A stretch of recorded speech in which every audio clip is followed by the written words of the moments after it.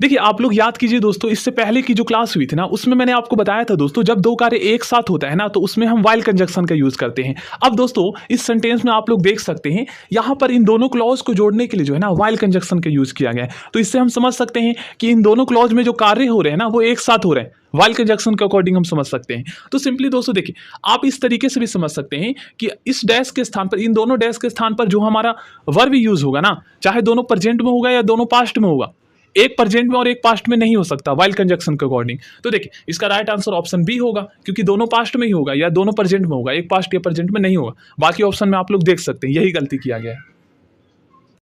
दोस्तों आज किस क्लास में मैंने बिहार डीएलएड एंट्रेंस एग्जाम के लिए इंग्लिश ग्रामर के मोस्ट इंपॉर्टेंट क्वेश्चंस करवाए हैं। सो प्लीज दोस्तों आज किस क्लास को आप लोग एंड तक देखिएगा। और स्टार्टिंग के जो टोटल 10 क्वेश्चंस है ना, ये थोड़ा इजी है, लेकिन उसके बाद के जो क्वेश्चंस मैंने करवाए हैं वो काफी एडवांस लेवल के हैं। सो प्लीज दोस्तों आप उन सभी क्वेश्चंस को जरूर कर लीजिएगा, ठीक है ना।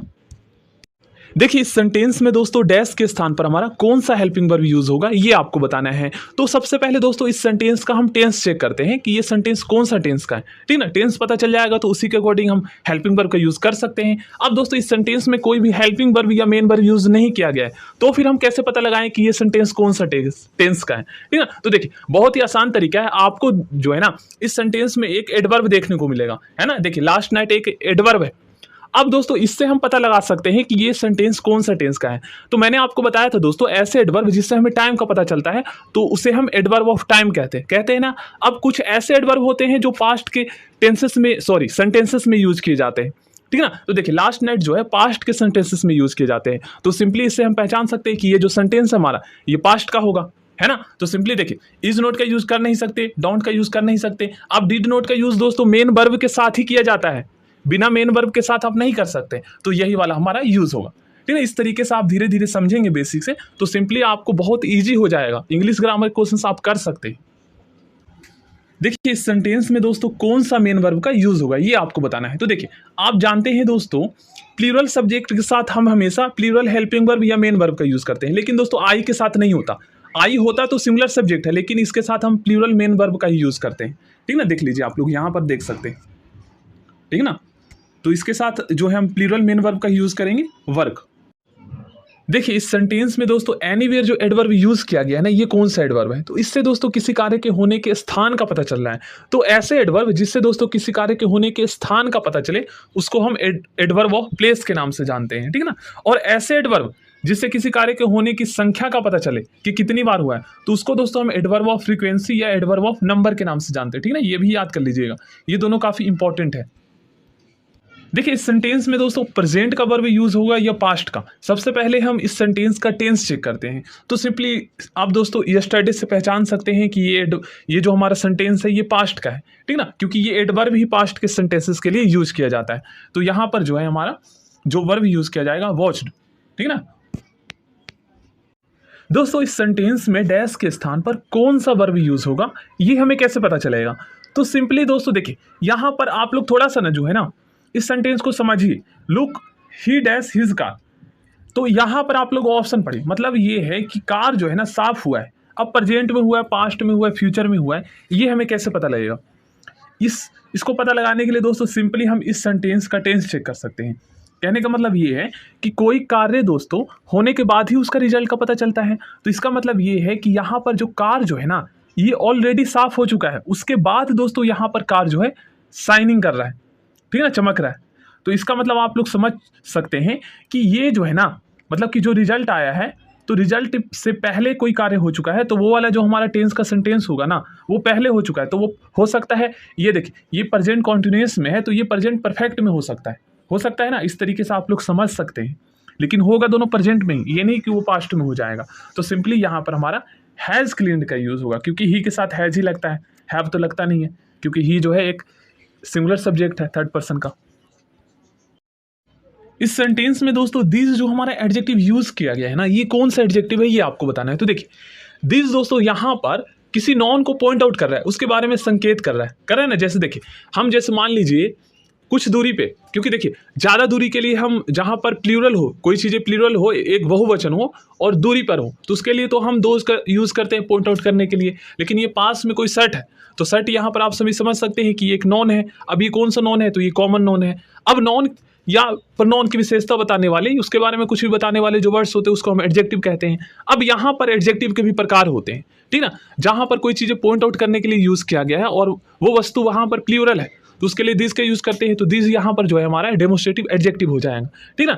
अब दोस्तों कुछ स्टूडेंट कहेंगे कि सर दिस का यूज़ तो हम डेमोस्ट्रेटिव प्रोनाउन के रूप में भी करते हैं, तो फिर हमें कैसे पता लगेगा? तो देखिए यहाँ पर ये रूल आप लोग पढ़ सकते हैं, जो कि ऑलरेडी मैंने आपको कई बार बताया है कि जब दोस्तों दिस या दोज या दिस या डैट इनके बाद कोई हेल्पिंग वर्ब का यूज़ किया जाता है तो वहाँ पर हमारा दिस डैट दिस दोज ये सारे जो है ना हमारे डेमोस्ट्रेटिव प्रोनाउन होंगे। लेकिन इसके बाद नॉन या प्रोनाउन का यूज़ किया जाता है तो वहाँ पर जो दिस डैट दिस दो ये सारे हमारे डेमोस्ट्रेटिव एडजेक्टिव होंगे, ठीक है। इस तरीके से आप लोग समझ सकते हैं।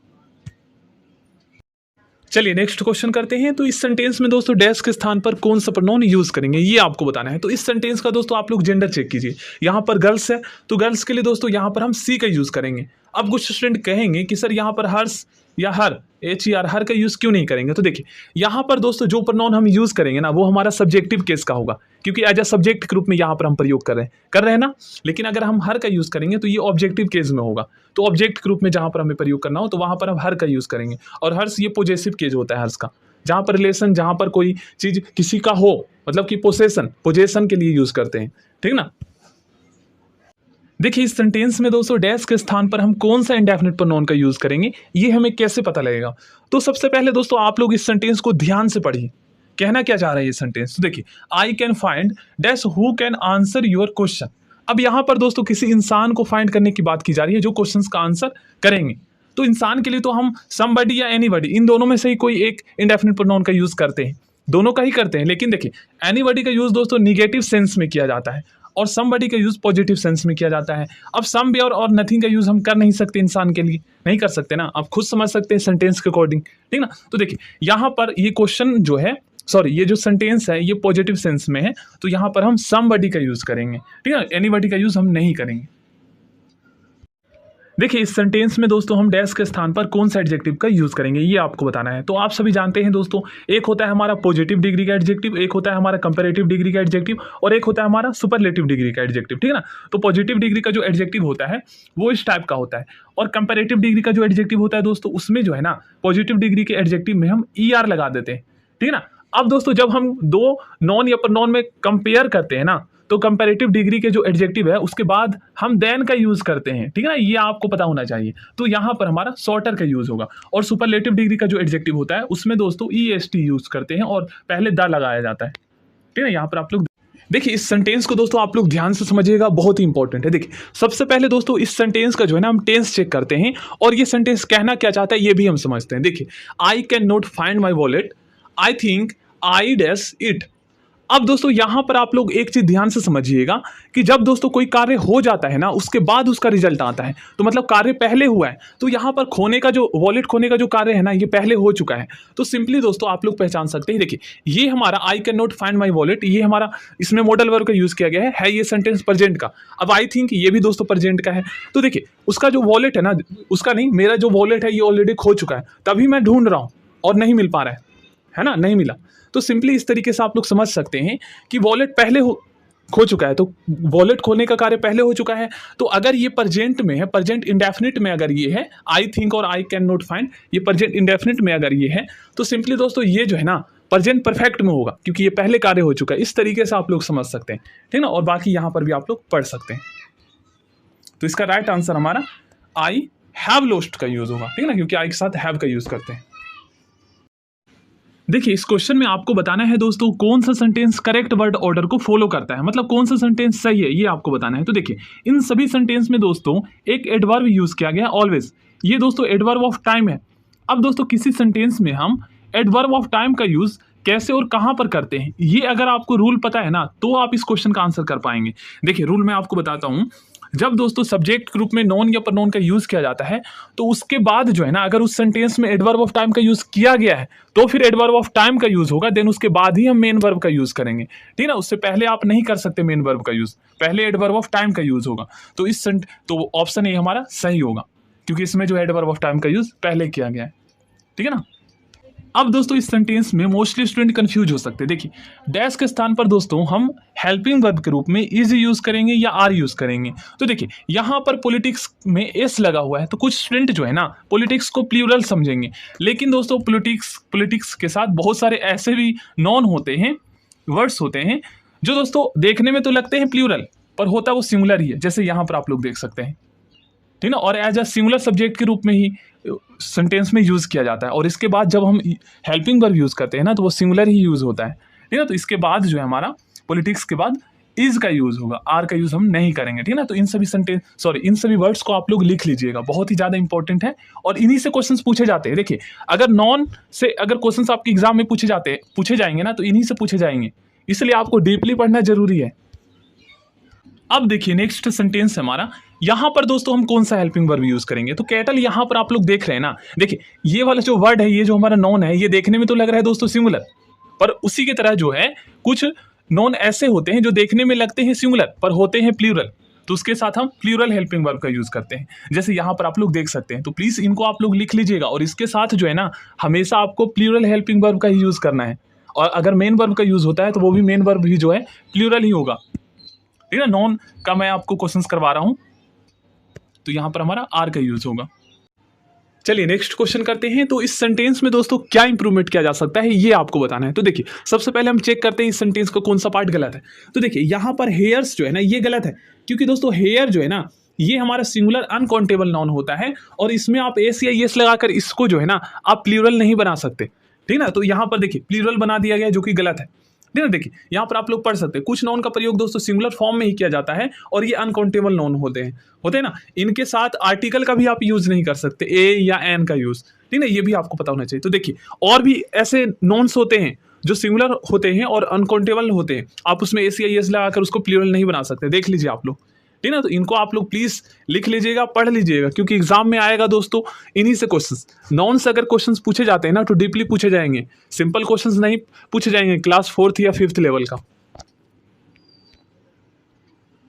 तो इस सेंटेंस में पूछा गया है इंप्रूवमेंट क्या किया जा सकता है इस सेंटेंस में, तो हम हेयर्स के स्थान पर हेयर का यूज करेंगे, ठीक है ना, यही इंप्रूवमेंट किया जा सकता है। तो इस क्वेश्चन में आपको बताना है दोस्तों इस सेंटेंस का कौन सा पार्ट गलत है, ठीक है। तो देखिए हमारा रूल क्या कहता है ना, जब दोस्तों नॉन के बाद कोई प्रीपोजिशन यूज किया जाता है ना और उसके बाद फिर से वही सेम नॉन रिपीट होता है, तो हम जो है ना सिंगुलर फॉर्म में उस नॉन का यूज करते हैं, आप प्लूरल नहीं बना सकते। देखिए रूल हमारा क्या कहता है, देखिए यदि किसी नॉन के बाद प्रीपोजिशंस का प्रयोग हो और फिर वही नॉन रिपीट हो तो नॉन सिंगुलर फॉर्म में होना चाहिए, आप प्लूरल यूज नहीं कर सकते, ठीक है ना। तो यहाँ पर आप लोग देख सकते हैं, ठीक है ना, और उसके बाद जो हमारा हेल्पिंग वर्ब यूज होगा वो भी सिंगुलर ही यूज होगा, तो ये वाला पार्ट हमारा गलत है, तो इसका राइट आंसर ऑप्शन सी हो जाएगा। जो चलिए नेक्स्ट क्वेश्चन करते हैं। ये क्वेश्चन दोस्तों बहुत ही ज्यादा इंपॉर्टेंट है, आप लोग ध्यान से समझिएगा।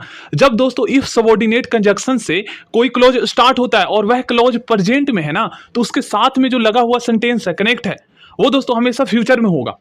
शर्त ये है कि इफ सबऑर्डिनेट कंजक्शन से बस ये वाला जो क्लॉज है हमारा ये प्रेजेंट में होना चाहिए, तो ये वाला हमेशा दोस्तों ये फ्यूचर में होगा। तो यहां पर आई के बाद जो है हम जो हेल्पिंग वर्ब यूज करेंगे विल का यूज करेंगे, ठीक है ना।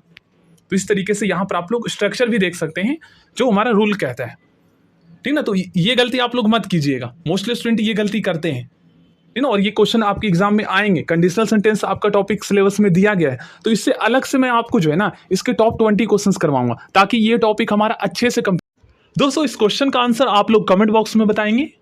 देखिए इस बात को दोस्तों आप लोग लिख लीजिए, इस क्वेश्चन में इस सेंटेंस में 90% स्टूडेंट गलती नहीं निकाल पाएंगे, कहां पर गलती किया गया। देखिए आपको बताना है इस सेंटेंस का कौन सा पार्ट गलत है। तो देखिए सीनियर दोस्तों ये जो हमारा एडजेक्टिव है ना, देखने में और पढ़ने में आपको लगता होगा कि ये हमारा कंपैरेटिव डिग्री का एडजेक्टिव है, तो इसके बाद जो है हम देन का यूज करेंगे, क्योंकि आप सभी जानते हैं जब दो नॉन या दो प्रोनाउन में कंपैरिजन किया जाता है तो आप सभी जानते हैं कंपैरेटिव डिग्री का एडजेक्टिव का यूज करते हैं और उसके बाद देन का यूज किया जाता है। लेकिन दोस्तों कुछ एडजेक्टिव ऐसे होते हैं ना जिसका हम कंपैरेटिव डिग्री नहीं बना सकते, वो ऑलरेडी अपने अर्थों में जो है ना कंपैरेटिव ही होता है, और उसके बाद आप प्रीपोजिशन टू का यूज करना होता है आपको, ठीक है ना। आप देन का यूज नहीं कर सकते, ये भी आपको पता होना चाहिए, देख लीजिए रूल में लिखा हुआ है, ठीक है ना।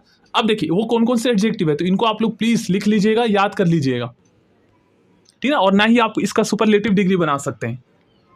और देखिए इससे पहले जो है ना आप मोर का यूज भी नहीं कर सकते, ये भी आपको पता होना चाहिए, क्योंकि ये अपने अर्थों में ऑलरेडी कंपैरेटिव डिग्री होता है, ठीक है, तो इसका राइट आंसर ऑप्शन डी हो जाएगा, क्योंकि जो पार्ट गलत है वही आपको बताना था। तो मोर और देन ये दोनों गलत है, क्योंकि यहाँ पर टू का यूज होगा सीनियर के बाद, और भी एडजेक्टिव है जिसके बाद टू का यूज होता है।